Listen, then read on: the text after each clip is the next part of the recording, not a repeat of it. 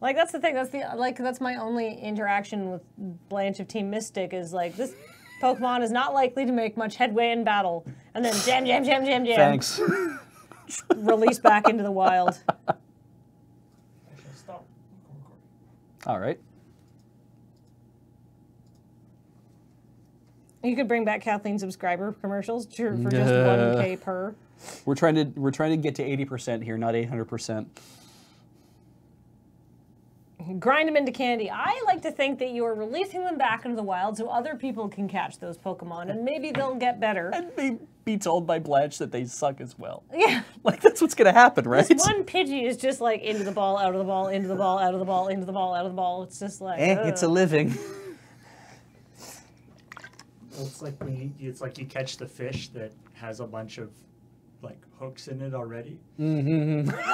Yeah, I'm thinking about changing my team because I'm Mystic. Yeah.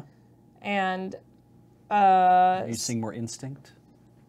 yeah, I'm thinking about changing to Instinct. Oh, okay. Because Instinct is definitely the smallest of the 3 teams around here, and a lot of the time, like, they're like I don't really play all that much, but I feel like a lot of the time there's the blue gyms are already full when I get there, and I want to like throw my Mon in for like my 50 cents a day worth of Poke coins.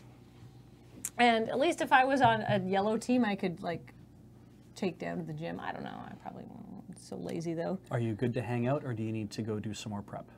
No, I actually finished all my campaign prep. Nice. I worked for 6.5 hours on it yesterday. Great. Well, That sounds overwhelming. It's my own fault because I didn't do it on Monday night because I was tired. Yeah. And then on Tuesday night, I was very tired and I sat down to work on it. Opened my computer, was going to sit out in my living room as a change of pace. Nice. Sat down on the couch, pulled out my phone to check something, and then woke up 2 hours later with my phone in my hand. Wow. So I was like, huh. And then on Wednesday, I lay in bed because I was still very tired and thought about jokes for Commodore Hustle. It was true. I wrote that. Yeah, and we got Hustle written, so that's great. No, I wrote. Maybe did I do that on Wednesday? I don't know. What day The did I write? timeline isn't that important. Trust me when I say. I did write a joke though, and I made it into. I sat there and I thought about it, and I wrote the arena joke. Oh, good. Because yeah, you don't need good.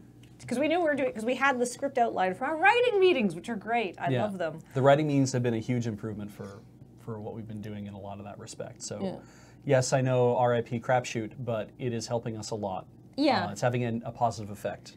Yeah. I was going to say the for the Pokemon Go stuff. What I like is they made a special. They had to add a special thing, being like, you can't fight your own Pokemon. Like if you put a Pokemon on a gym, and then switch to a different team, you can't fight your own Pokemon. Oh, okay. Yeah, you can't game the like system. we're gonna nip that one in the bud right away. I thought the team medallions were like you could only do it like once a year or something too. Yeah, you can only switch once a year. I see. Okay. I guess that works if you're like, I lucked into a team in an area that's either always full or just complete empty and I can't get any traction. So that's not so bad, but. A couple people like Rip Crapshoot. Well, here's the deal. Because we had filmed a lot of crap shots in the moon base, we just had gotten to the point where the kind of things that we could film on the Crapshoot, which had to be filmed in the moon base, were... And when we did a video about this, like Graham has on our channel. Not everyone's seen it. Yeah, but on the YouTube channel, if you are interested, there are 2 videos up. One is specifically about, I think, the crap shots in the Crapshoot, and one is about 2019 updates. And if you are only ever seeing us here on Twitch, go check those out on YouTube because they will explain a lot of things that we were doing around here. Yeah, and one part of it was... Just to be clear, crap shots. Yeah. Still going once a week on Tuesday. But the stream show, the Crapshoot, is the one that's not happening because that time is now we're doing internal writing stuff. That's great. Which and you may have noticed that the crap shots that are coming out are taking place not in the office. Yeah. Yeah, the only crap shots we could film on the Crapshoot were in the office, and we're like, we've used this set so many times. It's hard to shoot from different angles. Every single weird little corner of the office. Mm-hmm. We already have another show set in this office. Like that Commodore Hustle's always here because it's about us at work. Yeah, Friday nights gets to wander outside every so often, but not that. Anyway, we should talk about the games. Yeah. So let's talk about the checking points. So the Overwatch slogan thing, obviously. They had a good reason for it. They had a good reason, and like it was actually pretty cool. Yeah. Like it was like, you know, the like Texas means go to the point, and apparently like Texas hard wasn't even like just sort of came up naturally. Yeah. It's like go hard on the point. Yeah. But of course, apparently the biggest problem was they were recently fighting another team whose slogan hashtag was bang, like hashtag bang. So it was like bang Can't Texas wait hard. for bang Texas hard. Yeah. Or a Texas hard bang, and people were like, "Oh, that's unfortunate." It seems like though the kind of thing that I'd want to lean into, like it'd be like, "F it, everyone's making fun of this. Great, it means they know what it is. I guess we'll lean into it a while longer."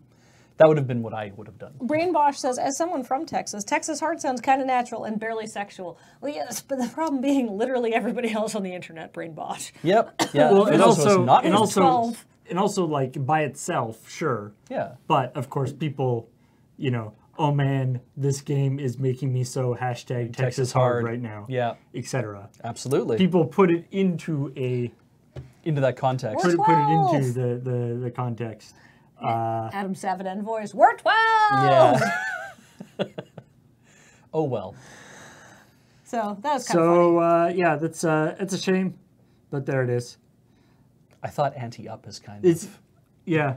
Well, I was saying is the big problem, though, is that it is it came from a thing that they were saying in games. Yeah. So the problem is that now, they're still going to say it. It's a super intense thing. In the heat of the moment, somebody might be like, oh, Texas hard, which is now going to be like the audience is going to laugh or something, which has got to be distracting. Yeah, right? Like you're going to have this moment of people saying the code words, and it's just like, oh, well, that's what's the, we're all going to, hey, remember when that happened? Mm-hmm. Like, yeah, we all remember when that happened.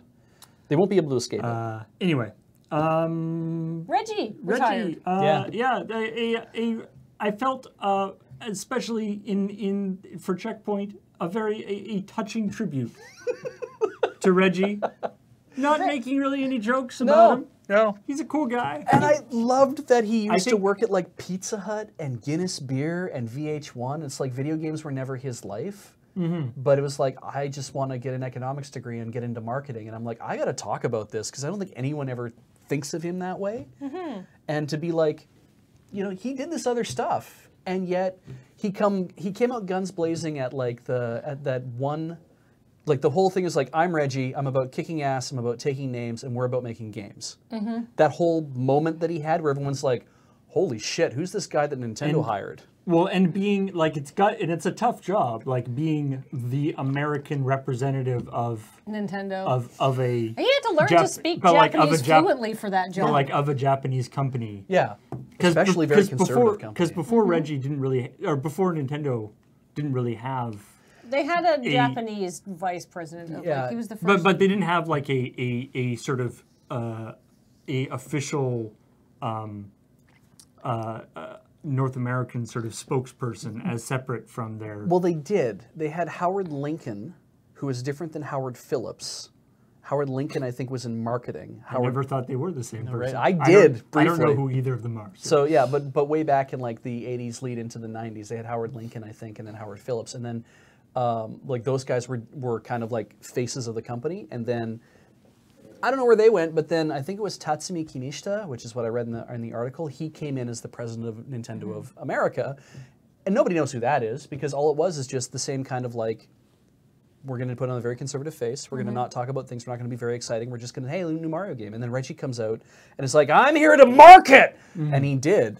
And it's kind of like that's what they needed was somebody to kind of stand up and be like, I want to talk about this stuff because I'm excited. I'm passionate about it. And to be a bit of a character himself, you know, it's probably not what he was really like necessarily. No. Yeah. I think they wouldn't. I don't think Nintendo would have hired would have hired Reggie in the first place if he wasn't like passionate and cared. Yeah. Because that's the thing, right? Like, he might have worked at VH1. He might also genuinely have liked video games. Yeah. Like, I don't really know anything about Reggie, but I think he did a good job, not only just being like, here's a thing, but seeming to be genuinely interested in what he was selling and enthusiastic, which I think the genuineness went a long way to making him likable and approachable. Also, I want to mention, Reggie Fils-Aimé, his parents are from Haiti. Yeah. Like, he was born in the Bronx, but... Yeah, like, he's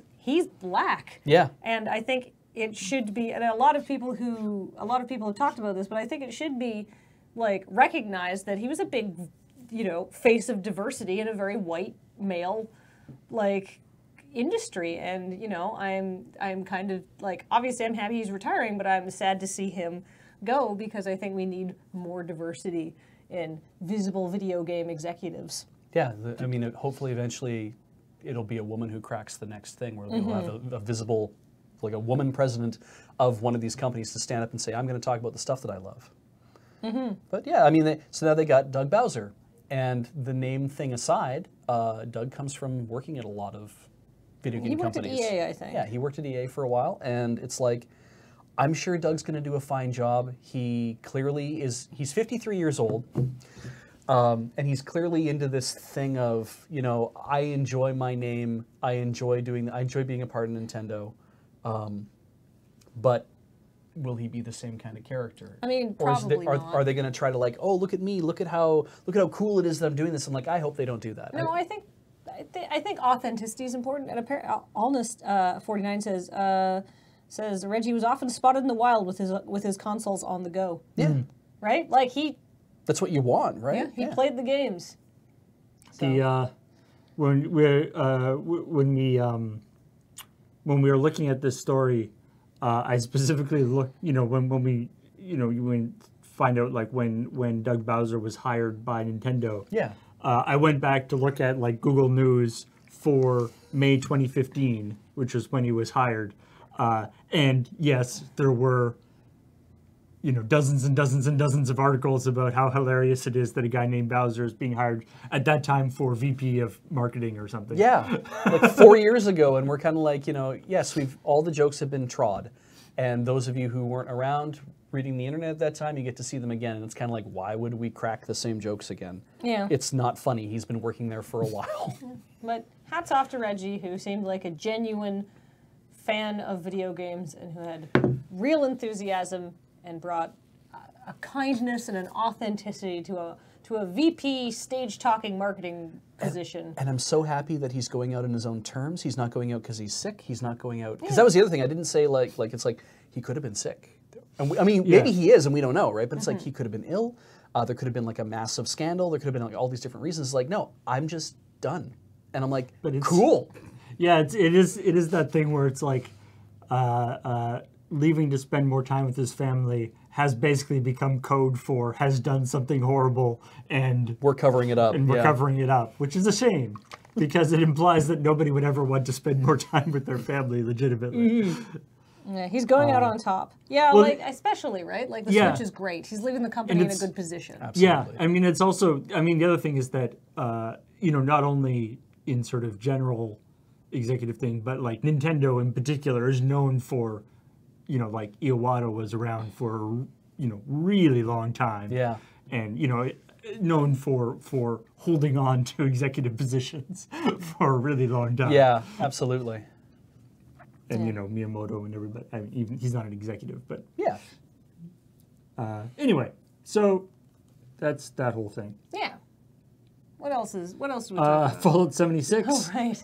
Which it's the savage burn that's accurate. What a vicious thing. I wrote that and I was like, Graham, is this accurate? And Graham was like, yes. So yeah, Fallout 76. Unfortunately, falling. We were talking about this actually the other day, just among people, where I think in reference to like Sea of Thieves and then and now Anthem, the thing where it's like they bring out these games that have and I mean Fallout 76 had actual like bugs and stuff that were nasty, but the thing is where you bring out this game and it's like, this is a cool engine and everything that you guys have made, but it's like you put out the game, like you finished all the actual like technical details a month ago, and then we're like, okay, content people, go at it, and they're like, okay, thought we would have done that first. Yeah. And then like a year later, all the cool stuff to do is now available. Like like Sea of Thieves is now had a big uptake in popularity, and it is apparently super fun. Yeah.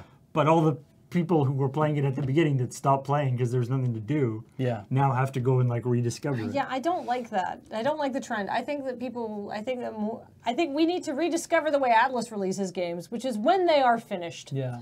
Right? I know the external pressure of we have to pay these people, and we are, because it always feels like to me like it's like we are running low on money and we need to pay these people because we've promised way too much and they or hired too many or whatever, or we're paying people too much money, and I don't think that's the case. I think you pay people for their art, right? But it's like,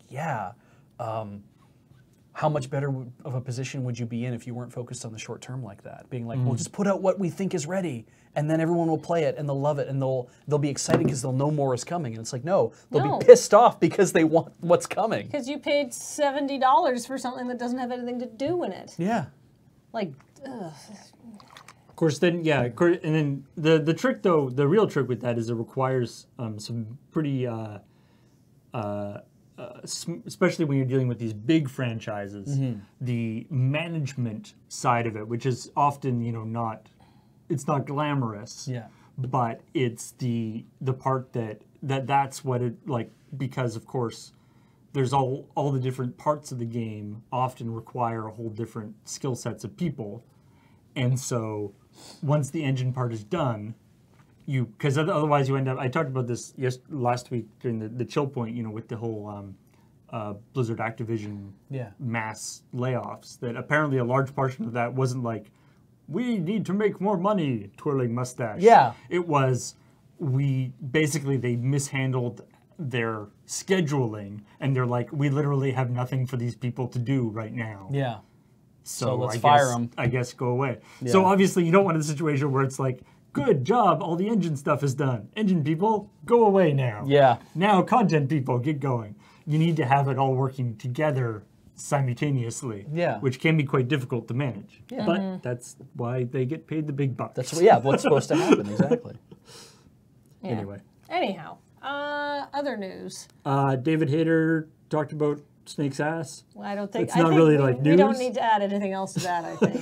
It is interesting. It was more of a PSA, wasn't it? Yeah. It's like, you can go do this if you want. Congratulations. Pokemon Go. We were trying to. The Pokemon Go story about being able to switch sides or switch teams. We were also, of course, they're tied into that, or not tied into that, but in addition to that, there was also a story about somebody being punching out, or at least probably not punching out, assaulting a police officer because they were interfering with their Pokemon catching. A man in their 40s punching a police officer in Japan. And I'm like, whoa, that's a lot of things lining up there. I'm just like, holy shit. As somebody for interfering with their Pokemon catching. Yep. As somebody who feels the need to catch them all, I can definitely tell you that it's mostly old adults that play this game. Yeah. And as somebody, because I like doing the community days, I think it's fun. Serge and Graham and I often hang out on community days if they sort of line up with our schedule, and we'll go get coffee in Oak Bay, and then do loops of lured stops to catch Pokemon and get shinies and stuff like that, because it's fun. It's just an activity. It's just hanging out with your friends. And most of the hardcore players that we meet are dramatically older people, people who are older than us, people in their 50s. And you know why?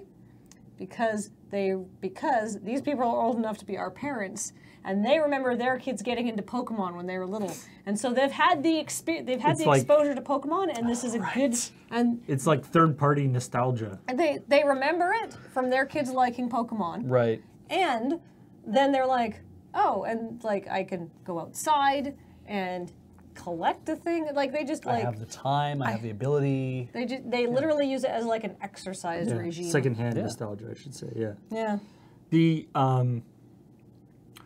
other thing, one of the other things actually I talked about last week was Niantic just lost, or not lost, but settled a lawsuit, a class action thing from that. This has been ongoing for the last couple of years.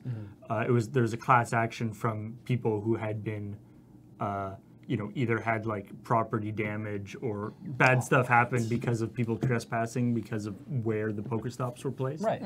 And so they settled, and there was like some money. But one of the big things that they did with the settlement was they're talking about how they're going to be implementing a new process for getting a Pokestop removed.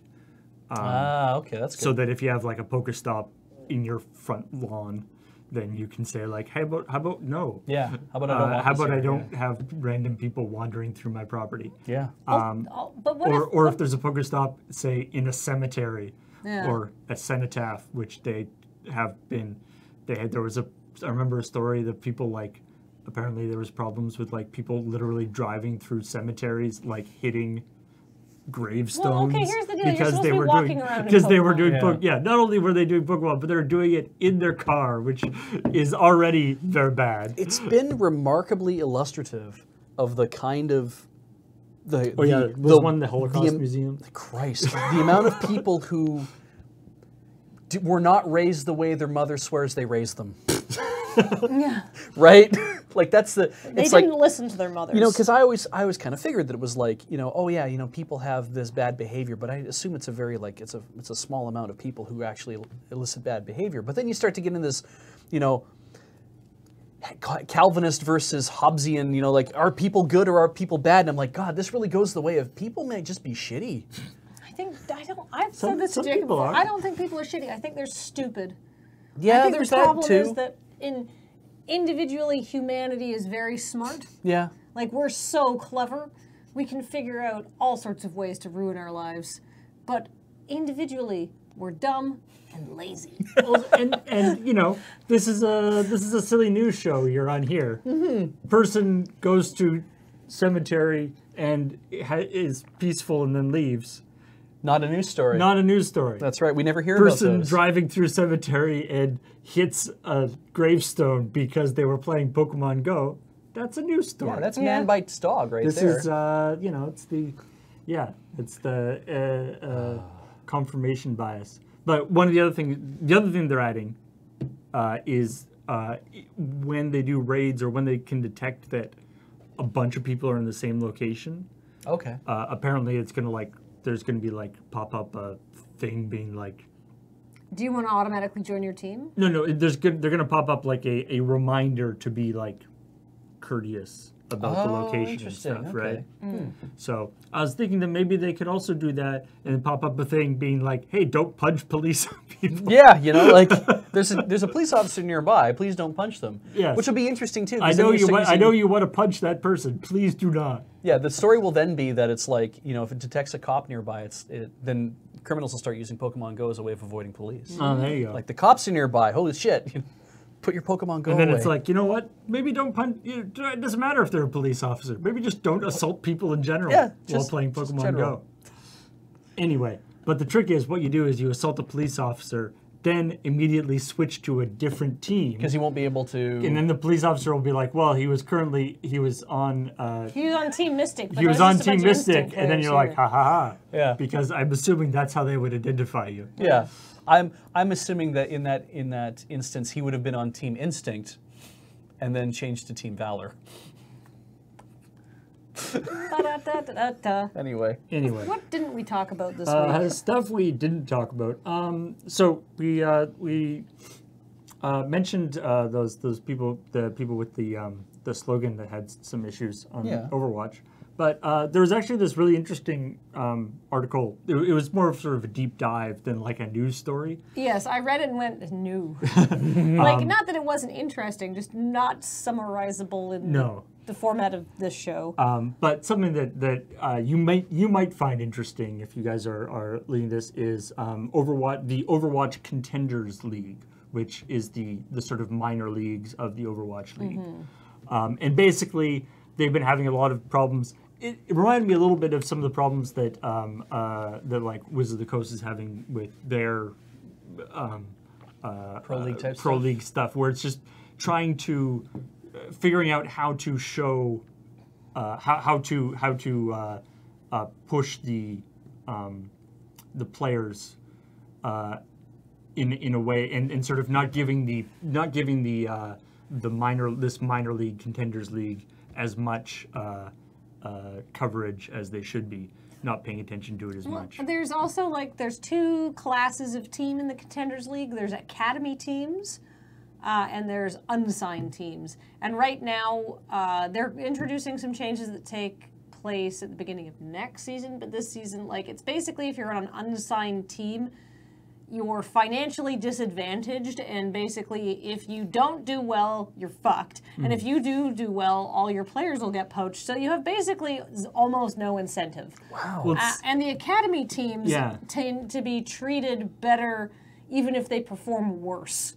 Because the academy teams tend to focus on building up players long term, whereas basically the unassigned teams is the only way they can get any momentum is to be really good and win. But if you're really good and win, your players get poached. And if you're not good and win, you just break up after the season, right? So it's not a good system. The cohesion of the team obviously is so important, and maintaining that between seasons. And also there's been some stuff where and because part of the idea with the Contenders League is trying to give people the experience before they get into the Overwatch League stuff, but they've been sort of cutting back the live gaming things and not giving it as much coverage as they should, so that so people aren't getting that, and so when they move to Overwatch, the official Overwatch League, the full Overwatch League, they get kind of blindsided by playing in front of an audience in the same way and stuff. Right. Whereas that was sort of what they were supposed to be prepping for. Okay. So anyway, that's interesting though, because in sports, active athletic sports, just call it that. You have farm teams, and when a pro team says, "Yo, we want so and so," they don't say, "Well, we're gonna bring up those 5 guys, or we're gonna bring the whole team into the pro leagues." They're gonna say, "We're gonna draft that one dude who actually is doing very well in the farm team." So I can see why, if your team is winning, that then they're like, "We can see that guy's the one with the talent, so we want him to come into our team," and that affects the rest of your team. But I mean, part of the farm teams thing is also I believe they're supposed to be providing support for the farm team, like a pro team adopts a farm team. That's not what's happening here, is it? Well, I mean, the thing is, it is officially from Blizzard, but it's not from the teams themselves. Right. Yeah. But it's also a basketball team has more than the 5 people. It's the roster is quite deep. Is deep, whereas there's just the 5 people or whatever who are playing. So the team has to replace the person. MTV CDM points out, and I was going to add this as well, that most of the time the pro team straight up owns the farm team. Yeah, for example, a lot of the WHL teams are official farm teams for other NHL. And it's not the Vancouver Giants is the farm team for the Vancouver Canucks. They're usually spread out all over the place and stuff like that. But in more established sports league, the methodology by which you work your way up to the big leagues is a lot more cemented, and there's an audience built in for even these lower tier teams. When you get there's the juniors and stuff like that, and hockey and stuff. Whereas they've had problems with Blizzard giving out streamer incentives at the same time as the actual this Contenders League streams are playing, and so a popular Overwatch streamer has tons more people watching them because they've just got this new cool stuff from Blizzard than the actual Contenders thing, which everyone is supposed to be watching. Oh my god. Anyway. Yeah. It's obviously a tricky the esports area. It's getting to the point. It's such a new area, and there's so much money. There's money to be made, but it's so easy to sort of get exploited. Yeah, and I think that the people who are running the teams are we don't need to reinvent I think they're thinking, why do we need to just copy up like the existing sports franchise model? Like, this is a new type of game, but I think maybe they should. Like, I feel like the sports... There's a lot to learn from that. Yeah, I think the sports franchise model has been perfected for many, many years now, decades, in fact, in order to make things as profitable as possible and to refine that talent pipeline. And I think more esports need to look to traditional sports of how that is structured, and I think that they would be more successful if they did that. But also, like, then they'd have a players' union, which is something they don't want, but they should have. They should have. They've tried a few times. A draft would be interesting, too, that you would literally have, like, who's performing best at the low end, because then people would get interested in that, too. People get interested in who's coming out of a junior because they're like, well, we want them for our team, but who's going to be in the draft? Yeah. I mean, at least at the moment, esports is always going to be fundamentally skewed because it's run by the company. It's run by the company that owns the thing. Yeah. You know, the NBA doesn't literally own basketball. It's true. Yeah. you can make a brand new league and say this is a new pro league. You can just have a new pro league. Vince McMahon tried that. Yeah. Well, he's going to try that. He's relaunching his XFL. Yep. Anyway. Yeah, I know. Good fucking luck. Fuck off to that, I say. Next, moving on. More titties in football. No one ever asked for that. No, it's less. Less? None? I don't want to get into Vince McMahon's odious politics. Yeah. The Sims 4 is coming out. There's a new expansion coming out for it that involves, it's called Strangerville, and it involves alien abductions and stuff. Like, you move in, there's this new area that you can move into that has, like, the potential for your Sims to, like, go through and get like, alien, become possessed by aliens and all sorts of... I'll be honest. Yeah. I looked at the trailer for this, and you know, it was definitely one of those, like, not grumpy old man, but like, what? I was just like, what? When does all of this stuff happen in this? Like, I have missed a lot of The Sims. There's like more like, I would say more like gameplay story than I was ever like. Less of like the Sim stuff and more of actually like, you know, going through a whole storyline. Yeah. And it's just like, that's a thing that there's more to the Sims than just putting people in, you know, weird rooms and then getting rid of all the doors. Yeah. You play the game you want. Yeah, I know. The Sims should be realistic, like locking somebody in an endless toilet. Like. But yeah, it's one of the, and I'm sure it's a very, very popular franchise. So yeah. I'm the one who's wrong here. I know that, but I haven't played it for a long time, and I was like, wow, this looks like a lot different game than I was used to. Also, how do you tell when the Sims are possessed by aliens and acting strange? Strangely says, no, Paul, that's exactly what the Sims is. You're so correct. All right. All right. What else didn't we talk about? For various reasons. Okay, wait. I have to actually show you a video for this. Red Dead Online has been having some problems. On the Xbox One version specifically. Yeah, so the first problem they started having is that NPCs stopped spawning. And so they had there was this weird glitch, you would just like walk into town and there'd just be no one there. And there were no animals, and your horse wouldn't come.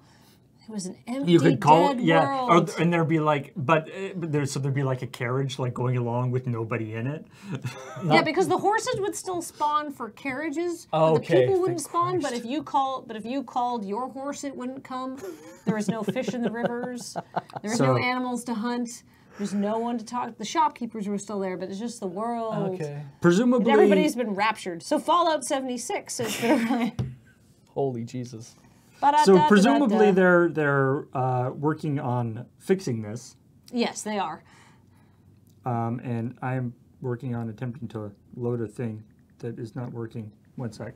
And so, but I just wanted to show you this video of some of the issues. And you know what? Maybe they shouldn't fix this.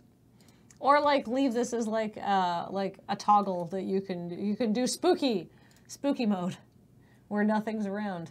Look at my horse is invisible. Give it a lick. It doesn't taste like anything. It looks like he's doing that kind of amazing dance that you see people do or is this more like, we always hang in a buffalo stance. We do the jive every time we dance. Like, is that what's going on here? I don't know. It's God, the fact that the coat hangs down because there's no horse to get in the way of the coat. Yeah. Is really nice, right? It's very strange. Yeah, it's like, because you'd think that, the horse is invisible. Well, it's like, well, the horse isn't invisible then. It's not there. It's just not there, but you're riding it. But it's not there. Anyway, yeah, I contend that when they fix this, they should still like have that as a toggle in the game. Yeah. Or like as like you can buy like the invisible. Yeah, right? Invisible that would horse actually skin? be awesome. Yeah. Just like make a skin for the horse that is. I mean, I'm sure it would open up all sorts of problems. Oh yeah. You could buy like a special edition horse skin that is no horse. This is not a horse. This is not Red Dead Redemption 2. This is Red Dead Online. Yeah. Which I think. And only on Xbox. Yeah. Where this glitch is happening. I do like, though, it would be, or even a skeleton horse. Ghost horse. Ghost horse. I'm kind of surprised there isn't a skeleton horse. You could ride skeleton horses in Breath of the Wild. You should be able to do that inRed Dead Online. It would be very not realistic, Beesh. Yeah, well, neither is not having a horse. Yeah.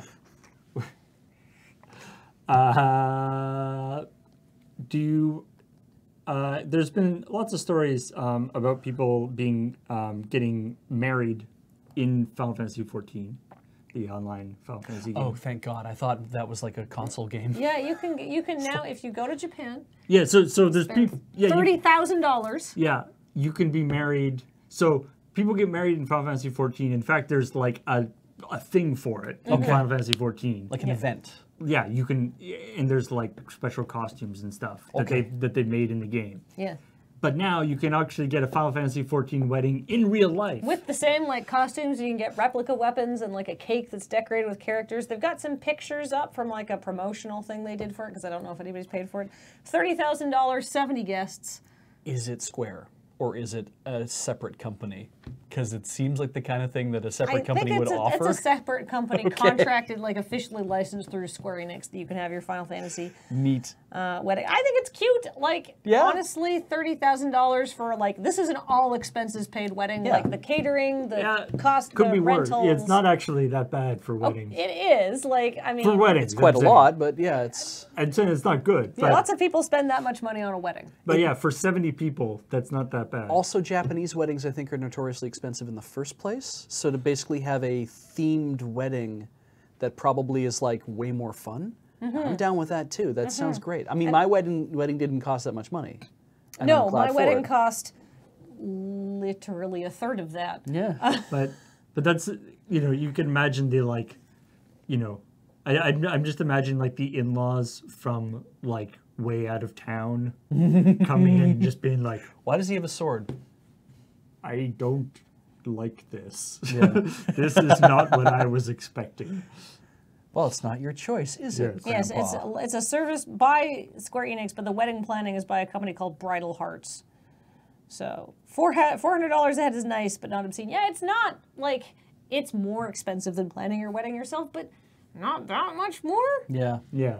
Like, and I assume it's basically like, here's the whole package. You get the space, the costumes, the food, the ceremony. The Maricat points out something interesting. The bride and groom were selected from a lottery of 247 couples. Because I was kind of like, okay, but how many times can they do this? Apparently 247 times. There's demand. There's demand.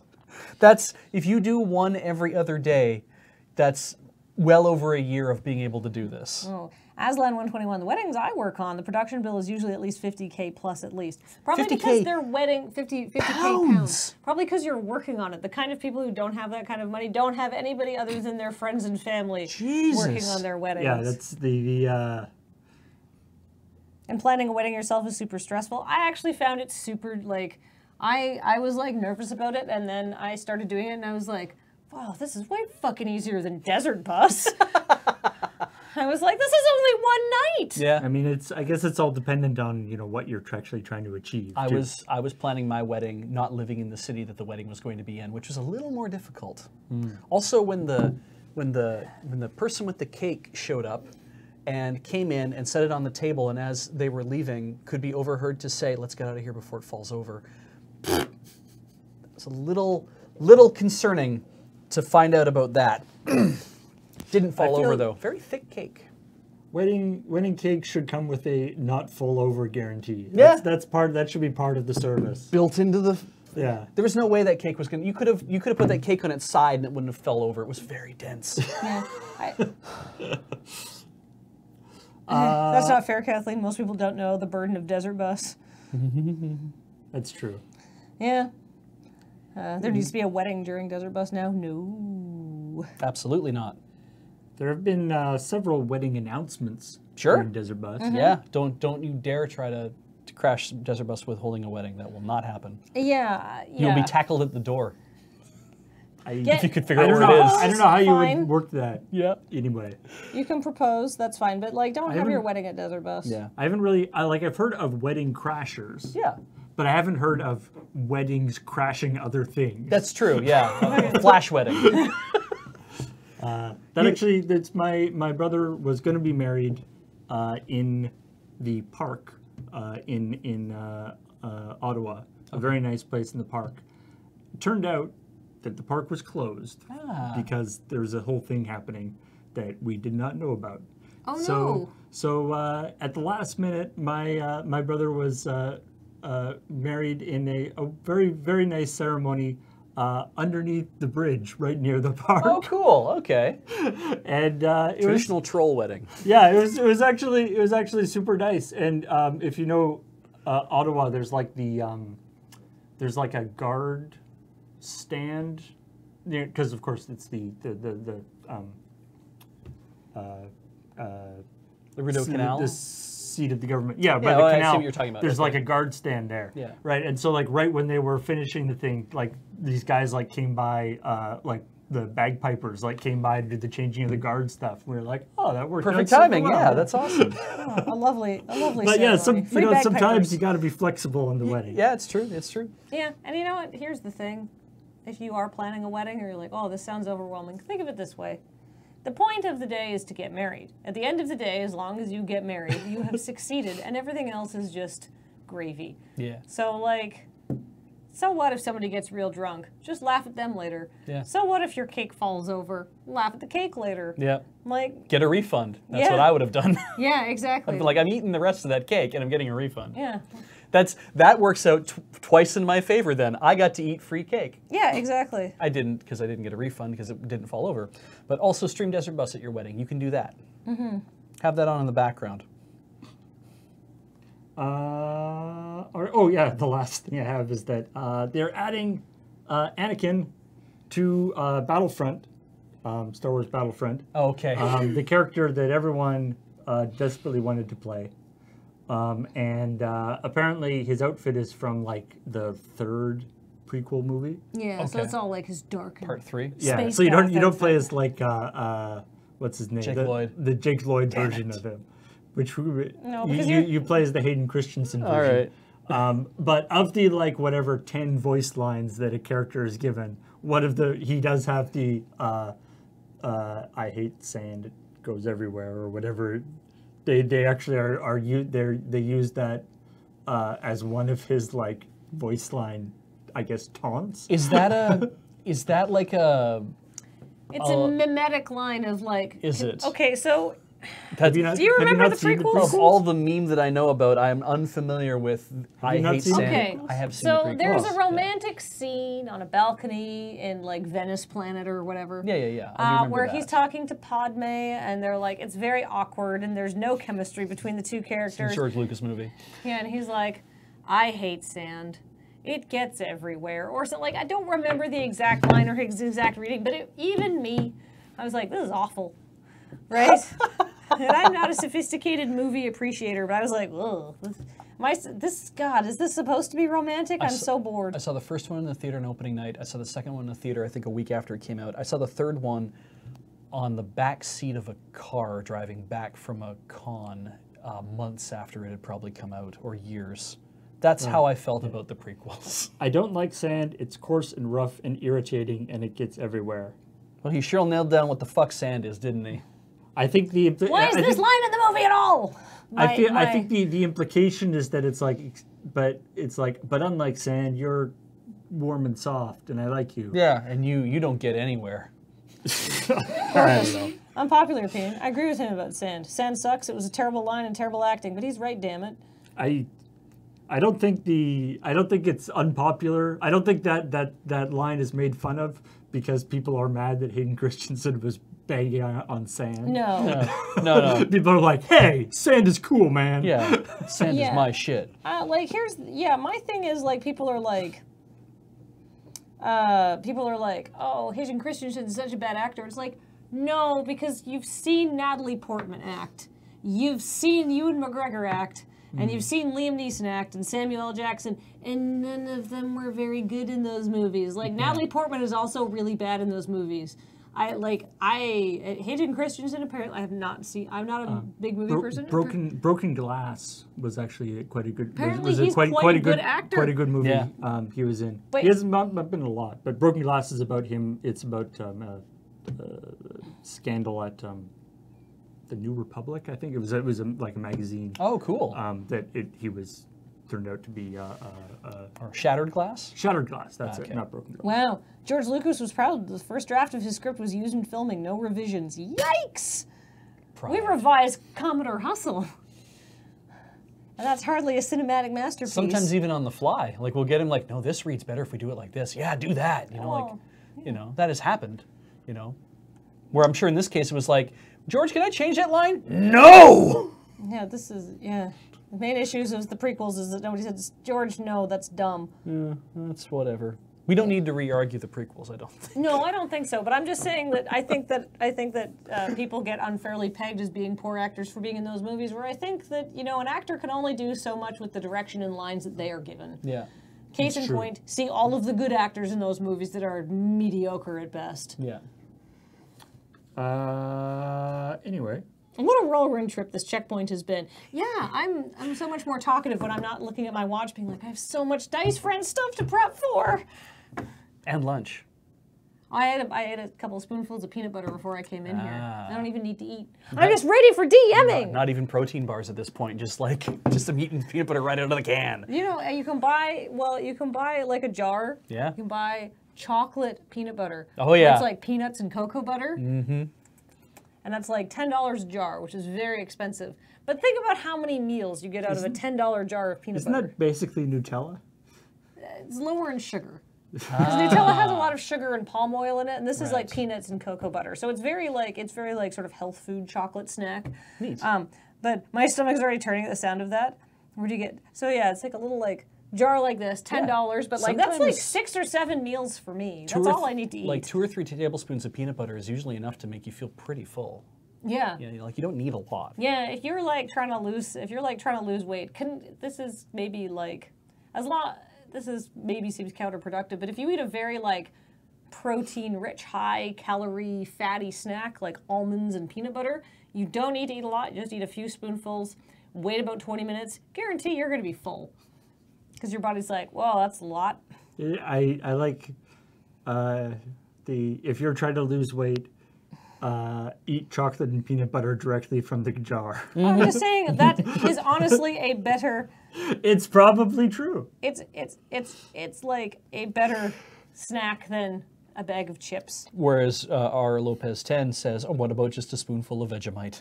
I mean, I would not want to eat anything more after that. It's true. That would be effective. Phoenix Mailer, eat more proteins and fats, eats less carbs. Yes, true. So we bring it home? Yeah, let's do some sub-welcomes. All right.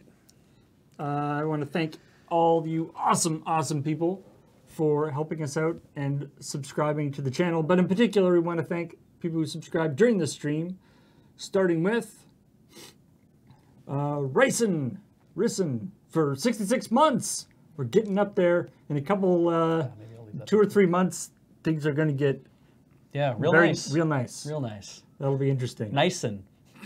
Oh, I can't wait to do all those nicer subs. The Architect X for 66 months as well. Thank you for coming back. Hey, it's Cam Lion 84 for 12 months. Thank you. That's 1 year. Wheelie is a new subscriber. Wheelie.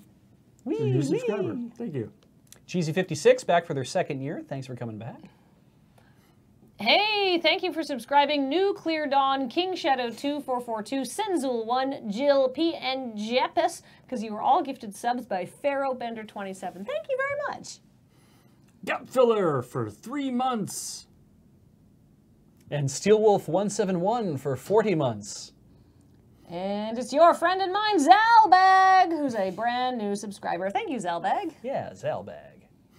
Foxfire for 16 months. Thank you very much. And thank you to Nick Arrow, or Nicaro, who is a brand new sub. Glad to have you here. Hey, Ragnarok 2KX has been subscribed for 11 months in a row. Thank you. It's like the extreme next version of Ragnarok. Ico and Mog for 62 months. Thank you so much. Oh, Fairy! Fairy, that's weird because of Faily, but yes. Fairy is a new sub. Welcome to the channel. Oh my gosh, it's Memnonic Man, who's been here for 10 months. Thank you. Zador is a new subscriber. Welcome. Lots of new subs today. Oni Squirrel back for the 35th month. Nothing special about that number. Lady Desco is also a brand new subscriber. Welcome to our community, everybody. Edmund Juniper for 25 months. You have a very ordinary, nice name. Yeah. Thank you for having that name. Easily pronounceable. Like Nambra. Nambra. Nambra. Nambra. Who's a new sub as well. Welcome to the channel. And also Blasphemer, who's been here for 25 months. Man, today I'm really gonna blast the femurs. Blast the femurs. Give him a bone blast. Not even gonna worry about my hamstrings, just go right to the femurs. Yeah. Thanks, Monty. Winterburn for 22 months. And Dirt Cadaver back for their 51st month. Best kind of cadaver, Best really. kind, yeah. Hey, Feldheim C, who's been here for 66 months. I sense approaching niceness for you as well. Faily, as we talked about previously.